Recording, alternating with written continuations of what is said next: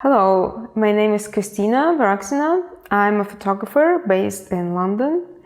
I do fashion and beauty photography. I also do editorial work and I do my fine art projects, mostly portraits. I've won multiple awards for specifically my fine art personal work.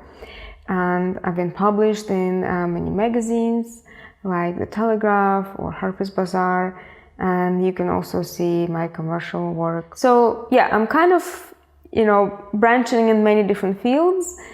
But anything that I do, it's always related to people photography. I've been always drawn to people and characters and sort of studying human psychology and, just being interested in interesting people and capturing their essence. Telling their stories, comparing maybe how different couples or different siblings interact with each other. So doing like this, a long-term project, talking about immigrants, talking about diversity, talking about inclusivity, all kinds of human-related issues, social issues. It's been very, very important to me. Primarily, my work has been focusing on female and telling women's stories, but lately I've been also trying to include people who have, for example, who have other sorts of struggles, like their identity, for example, trying to figure out their identity or any sort of social issues and being accepted in the society, being accepted within your own group. And so that's sort of kind of what I'm interested in for especially my personal project, but I also try to bring it into the fashion world when I shoot for magazines, for example. I always try to include a story into my work, or that sense of diversity or sense of accepting oneself or your own body or your own gender, for example. So yeah, it's been a quite interesting journey for me in the industry. And so I wanted to talk about how I work, the equipment that I use, what I do to my pictures. And I already mentioned my subjects, the topics, the stories that I like to tell with my photography. So I'll talk a little bit about that as well. But I'll start with my equipment. This is a Fujifilm medium format camera. It's a GFX 50S. It's a really new, it's not really new, but it's relatively new in terms of the timeline of photography equipment. Only recently, within the past maybe 10 years, we started getting mirrorless cameras. And only within maybe the past 3-4 years, we started to get medium format mirrorless cameras. So it is relatively new. What I like about this camera compared to other medium format cameras, it's pretty light and small. This is a big lens, but there are other lenses that I use. So the camera itself, the body, is quite small for the size of the capture and the quality that you get. It's really amazing. And you can see I'm not a big, tall guy who likes to carry around heavy equipment and, demonstrate my muscle power. So yeah, so this works perfectly for me. But not only the size, of course, is an advantage of this camera, but also the quality of the images that you get with it. I will show you on my screen how I work with the files that I get from Fuji. I like shooting tethered, so meaning connecting my camera to the computer and seeing my captures on my screen right away when it's possible, if I'm not outside somewhere in the rainy, windy weather. So yeah, this is the camera. This is the lens that is currently on it is 110 millimeter lens, which is quite a long portrait lens. the reason why I like it is because it basically captures people very accurately without giving any distortions, any perspective distortion on the body or the hands or anything like that. So it doesn't, basically it captures quite accurately. So this is my go-to lens for portraits. On a 35mm sensor equivalent, this would be around, I think, 87mm, if I'm not mistaken. Then I have another lens, which is a 45mm lens. This one is probably my mostly used lens. Even though I say I'm a portrait photographer, I do beauty and I photograph people, but I do like a little bit of space in my images. I like playing with negative space, and I like that sense of, the background not being too close to the subject, so giving the depth to your image. So I like a little bit of a wider angle lens as well. So this is a 45mm, like I said, so this would be around 35mm on a standard 35mm format camera. So yeah, this is my go-to lens. And another lens that I currently have here, I got it as a test lens.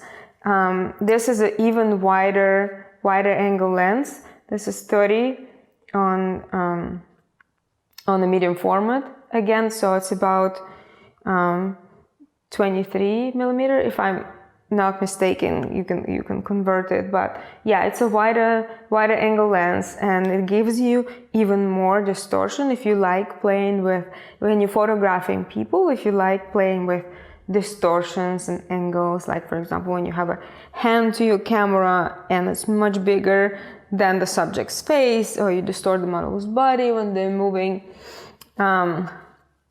That's for fashion photography, and I'm gonna talk about that because this is my field of expertise. Obviously you would use this lens for landscapes, and it's really amazing for capturing wider spaces, or indoor photography when you're photographing architecture and things like that. But yeah, so most of the time I switch between these two lenses, and I would say maybe 70% of the time I shoot with my 45.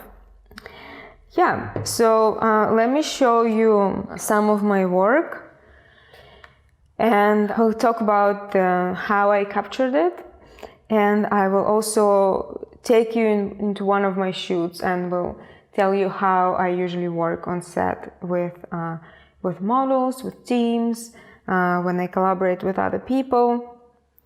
So the work that you see here, these images were both shot with my 45mm lens and my Fujifilm camera. So these are all series created during lockdown and currently received a number of awards for this. So the lockdown time was quite productive for me. And this one as well. This is a series of self-portraits that I do. And this is another award-winning series, also shot with the Fujifilm camera. There are some shots that are done on film, but when I do shoot digital, and most of the time I shoot digital, I use this camera, this lovely camera, and this lovely lens. So you can see that there's a variety of work. There's fashion work, there's magazine, this is a beauty, editorial, story, and there's personal work. There are also portraits that I do, also either editorial portraits or commissioned directly, commercial portraits as well, some editorial work, some work that I do for designers, for example, like lookbooks, which I also really enjoy because, when you get to work with a really amazing, talented designer, it's very, very inspiring. And I like getting inspired from other people. And I already told you that I'm interested in human psychology and and how our society works, the social issues that we have to go through, all the struggles with our identities and the sense of belonging. So I like to explore that, so I get inspired by people, but I also get inspired by other creatives, designers.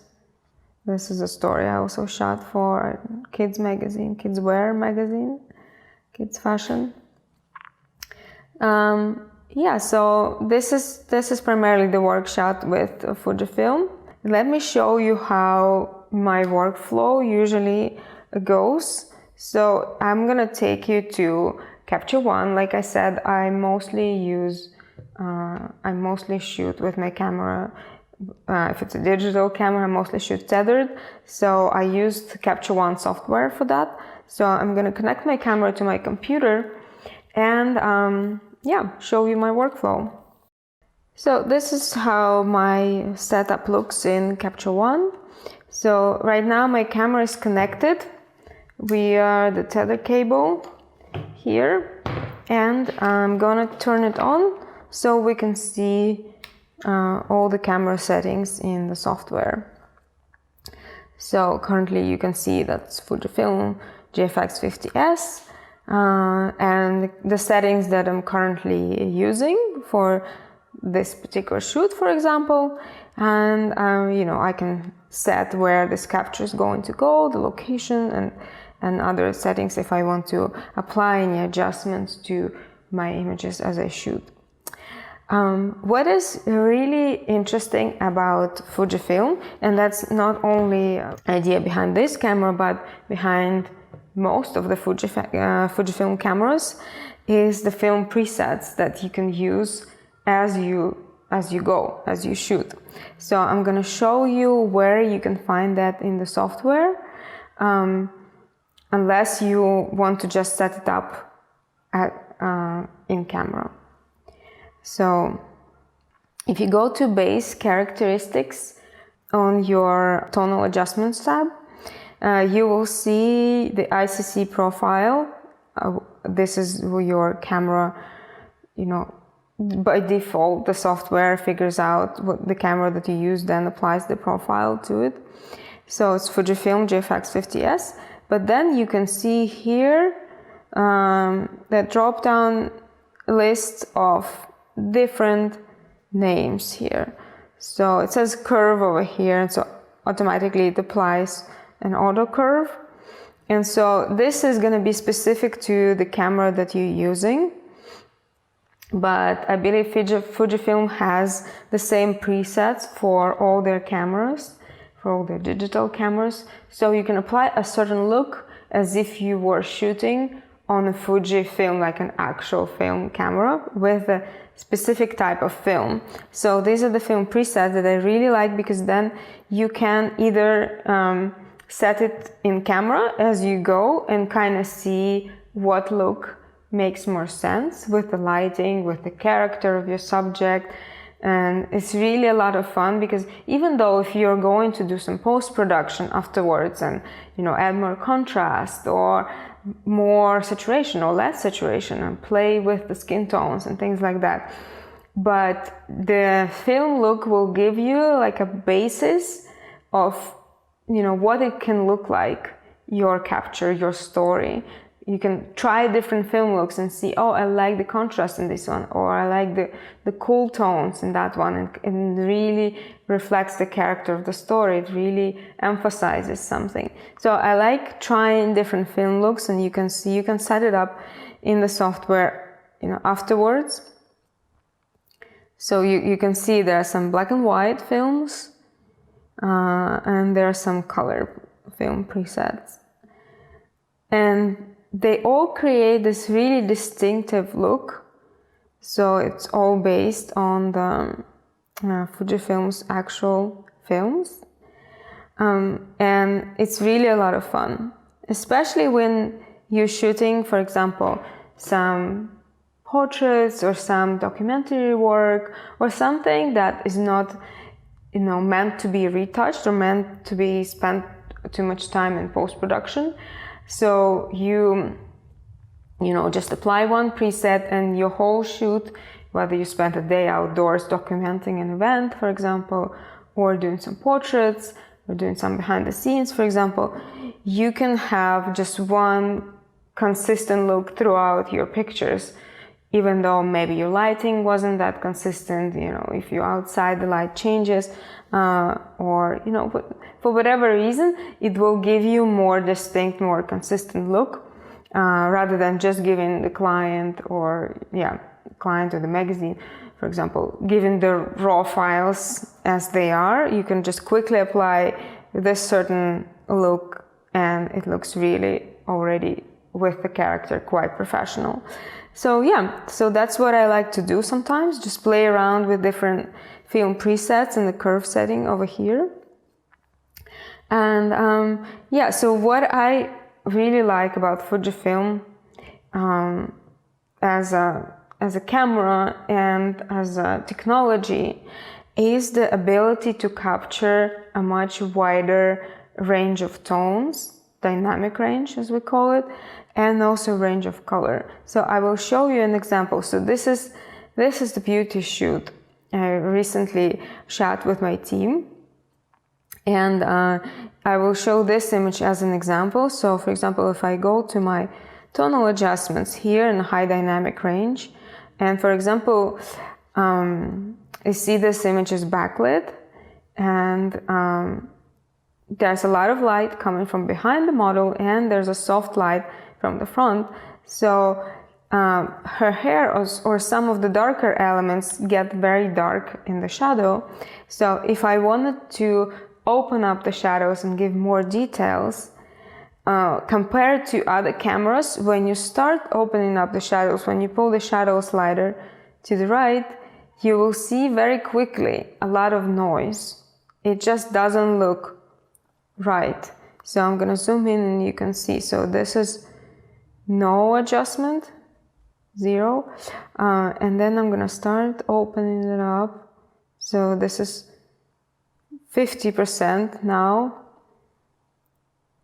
And I keep going, and this is 100%. And there is still no noise, no chromatic aberrations, nothing. It's absolutely perfect. I mean, obviously, if you open it up to 100%, it's, I don't know, 3 stops brighter, maybe 4 stops brighter.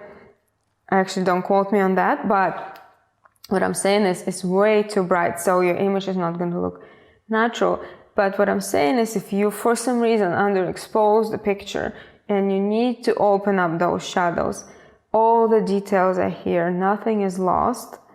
And like if something happened technically and you missed, the perfect exposure somehow, or it was constantly changing lighting situation where it was from brighter to much darker, cloudy day, for example, and some of the shots much darker, all your information is there, you're totally safe. And I feel like it's such a good, Fuji's got your back, such a good partner to rely on. You're not gonna get a bad exposure because there's, all it's here in the raw file. And the same thing with the highlights. So if I zoom in, for example, you can see that these highlights are quite bright and the background is much brighter than the areas over here. So if I were to tone down the highlights, I go all the way down and still the detail is here. It still looks, we have all the texture we need. There's no noise, there's nothing like that. So it is really great. And I can tell you not so many cameras can give you that, as I've shot with a lot of other brands. So that's the tonal range, the dynamic range. And the same thing I can also tell about the color range and the flexibility of colors that Fujifilm captures. So for example, if I were to go and color correct some things, for example, if I wanted to play around with her skin tone, and then move my slider, whether add more olive tones or more reddish, so it gives me the flexibility of that. Or for example, if I wanted to pull out some details on the makeup. So for example, I have this yellow sprinkles on the eye and around the eye. So if I were to pick that yellow color and make it more saturated, I can go all the way, and you can see how much color this file actually contains. I can just adjust my range so it doesn't do anything to the reds. So yeah, I could do that. Or for example, I could also do, if I go to my basic adjustments, I could go to just the yellows and just pull the saturation specifically on the yellow, so you can see more or less saturation. Or I can go to the orange and I can pull the saturation up on the orange. So there's really a lot of color information, like a really wide range of color. And the work I do, it really depends on color palettes, although when you look at my work, you will think, oh, the colors are so subdued or such a soft color palette. But I do play a lot with colors and I adjust a lot. So for example, I photograph someone in a green shirt and then I decide, oh, maybe this green for the overall story and the surroundings and what's happening in the environment. I feel like maybe they don't stand out enough, or they stand out too much, or everything else is too warm and that green shade is too cool and I want to make it warmer. So I do very precise color correction and I do color grading also in Capture One afterwards. So I do pay a lot of attention to color and the mood it creates, because my work is all about the emotions and emotional impact that I want to do with my images. So color means a lot to me and I spend a lot of time adjusting it.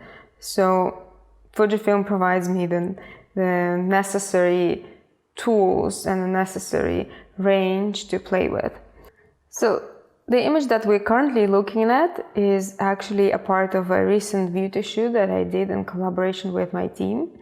And I wanted to take you to that shoot and show you a little bit of behind the scenes to explain to you how I usually work when it's a collaboration with other artists, with other people who can also be very inspiring to you as a photographer. And also talk a little bit about my lighting and how I like to experiment and try new ideas as I go.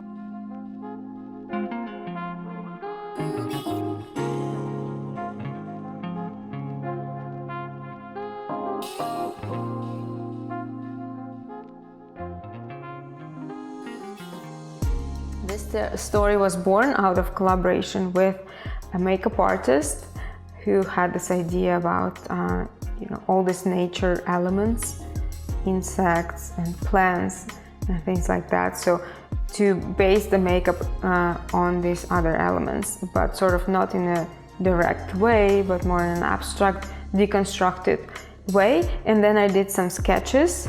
I wanted to figure out the frames that I was sort of going for, or how all these different ideas can be shown in a photograph, in a finished frame, what I should focus on, how I should direct my model. And so to also give an idea, so for example, if I want to do a straight on shot, my team would know that, whether we are going for symmetry, whether it's going to be a hair in the shot or it's going to be no hair and it's going to be a close-up, it's going to be maybe extreme close-up, and if there's a hair, what should the hair be doing? And obviously I'm not the one who's going to tell exactly each part of the team exactly what to do, because I do my part as a photographer. I know my vision, I know my lighting, I know what I'm going to do with the color maybe in post, or at least or at least what I'm gonna try and do. It's always a collaborative process. So I'm going to suggest something and kind of show, okay, this is what I'm sort of going for, and what do you think? So it's a lot of collaboration. Although as a photographer, you should always be in charge because you are still responsible for the final result, and don't let other people take over the entire control of the shoot. Of course, when you're working with a client on set, for example, that's a different story. But still, it's always a collaborative process, and you still need to take charge and need to suggest what would be best for a certain look or certain idea. And so, for this shoot, I wanted to experiment with the light, and instead of using a traditional lighting setup, like a beauty dish, for example, and putting it in front of the model's face, I actually put both of my lights, my strobes, behind the model, and created this really strong background light, as if she was outside on a bright day with the sun behind her. And I added another light for the warmer highlights on the edge of her face. And I tried to experiment and see if I can reflect that light, get maybe a little bit of a lens flare, and basically the light that I had from the front was all reflected light. So I used this huge surface, this V-flat, the white huge surface that reflected the light back into the model's face, and created this really, really soft atmosphere.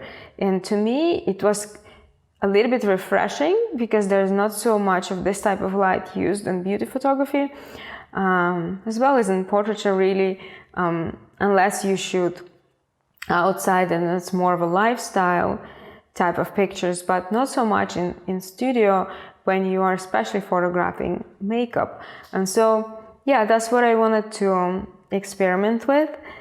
Play with that light, play with a little bit of the angles of the light, but basically create this really soft, really delicate, and also inspired by the nature kind of look.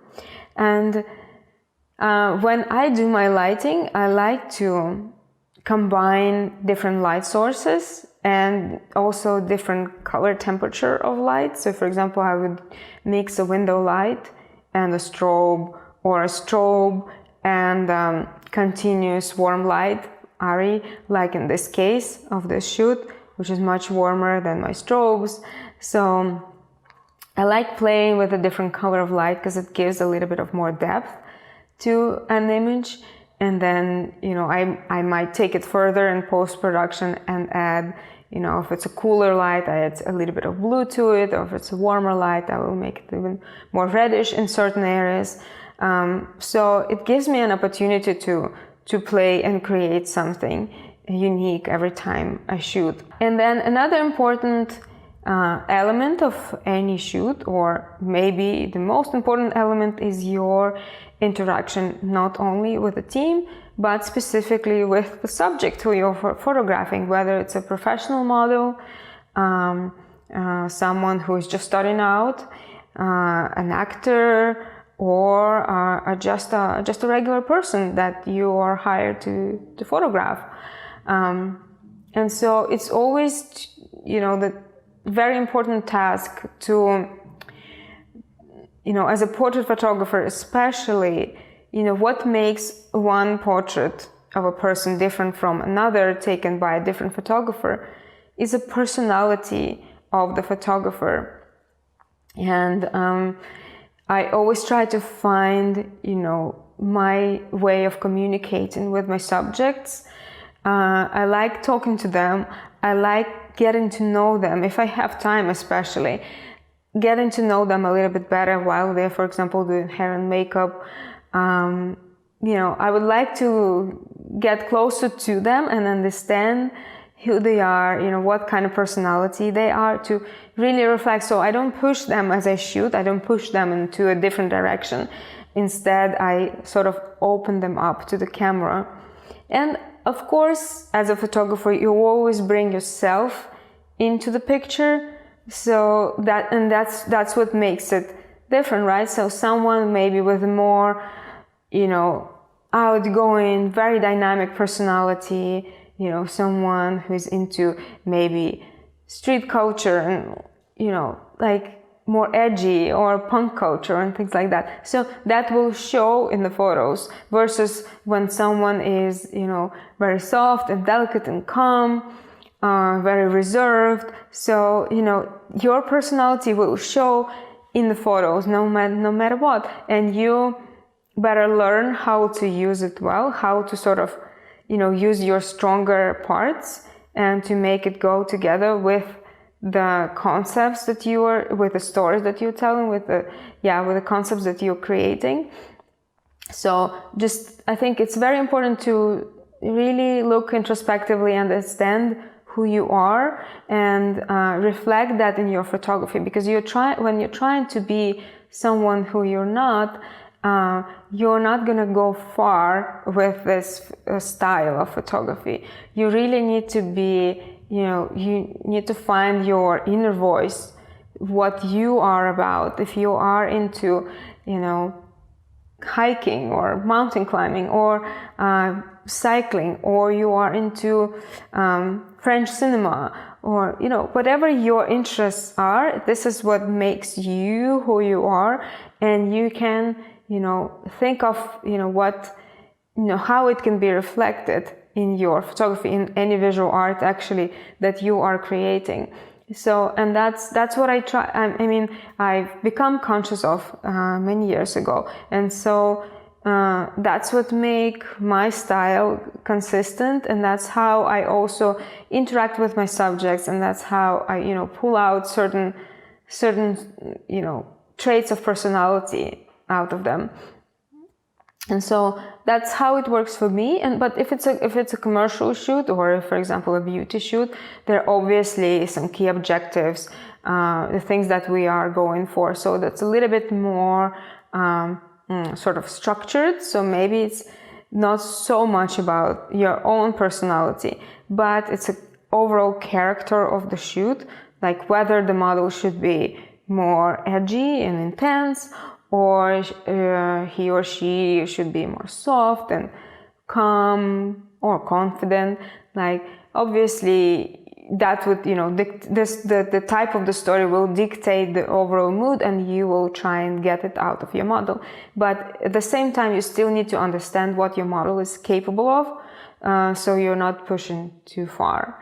And I think when people look at my work, they get the sense of calmness and confidence, and I think because I don't push my models too hard, and I give them that space to breathe and to live, and then I try to make them comfortable. And that is really, really important, because if a person is not comfortable, they're gonna start posing too much, they're gonna start trying too hard.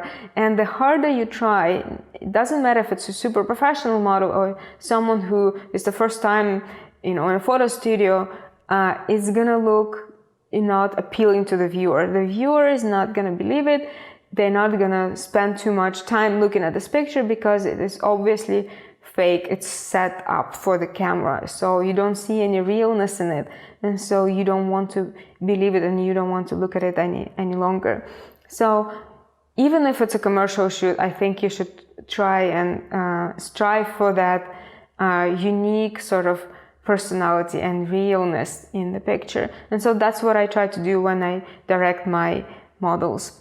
Another thing that I wanted to mention in regards to being yourself and working with your subjects is that I am a woman, right? And so my point of view and my perspective would always be different from someone who is a man, for example, or who comes from a completely different background, who grew up in a completely different country, in completely different circumstances, went to different schools, watched different movies, and things like that. So even just the fact that I'm a woman really believe, and one might argue with that, but I really believe that it shows a different perspective.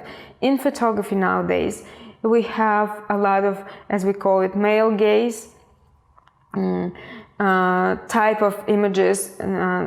It's everywhere, right? In the film industry, in photography industry, in advertising, in magazines. we see a lot of this male gaze created imagery. And so I try to always be conscious of that I'm a woman and I want to show a different perspective. And what I can say, it's not an easy path for a woman in this industry, but it's been getting easier and easier. The industry has been becoming more and more inclusive, and they want to hear more voices, more different voices of people coming from completely different background, people from different ethnicities, different upbringing, different cultural backgrounds. So it is really important that you connect with who you are and you be confident about yourself. Don't try to become someone else. Just do what you really love, what you are about, and bring that voice into your photography. And don't, be shy. Don't be afraid to experiment. Don't be afraid to contact more people to collaborate with, more subjects to photograph, or more magazine editors to show your work, or potential clients and art directors to look at your work. As we say that this industry is still quite male dominated, but more and more doors are opening up for women specifically, for younger voices, for different point of view, for different perspectives. So definitely keep going, keep experimenting, keep trying and finding how you can show this uniqueness of yourself in your work. And so I'm sure you will succeed with the right amount of effort, with the right amount of passion, finding your inspirations as well, and finding the right people and equipment to work with. So I hope this was interesting to watch and you got a glimpse of how I work and what I do for my photography and what technical things I use to make it happen and how I put my vision together. But if you have still some questions left, please feel free to write in the chat and I'll be happy to answer.